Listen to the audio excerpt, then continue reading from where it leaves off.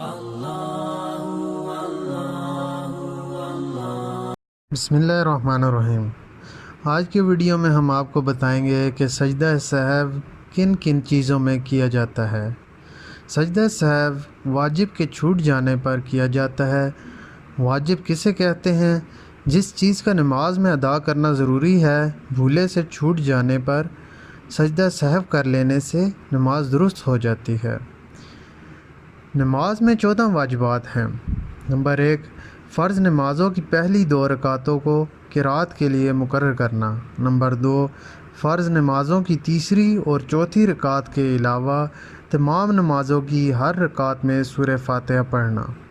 Number 3، فرض نمازوں کی پہلی 2 رکعتوں میں اور واجب اور سنت اور نفل نمازوں کی تمام رکعتوں میں سورہ فاتحہ کے بعد کوئی سورت یا بڑی ایک آیت یا چھوٹی چھوٹی 3 آیتیں پڑھنا۔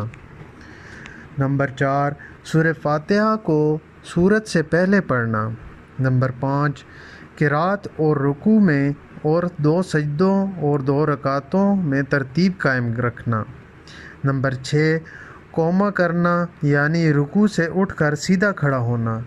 نمبر 7، جلسہ یعنی دونوں سجدوں کے درمیان میں سیدھا بیٹھ جانا۔ نمبر 8، تعدیل ارکان یعنی رکوع سجدہ وغیرہ کو اطمینان سے اچھی طرح ادا کرنا۔ نمبر 9، قعدہ اولیٰ یعنی 3 اور 4 رکعت والی نماز میں 2 رکعتوں کے بعد تشہد کی مقدار کا بیٹھنا۔ نمبر 10، دونوں قعدوں میں تشہد پڑھنا۔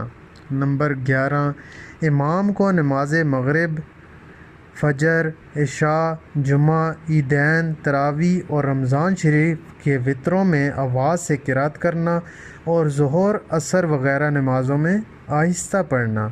نمبر 12، لفظ سلام کے ساتھ نماز سے علیحدہ ہونا۔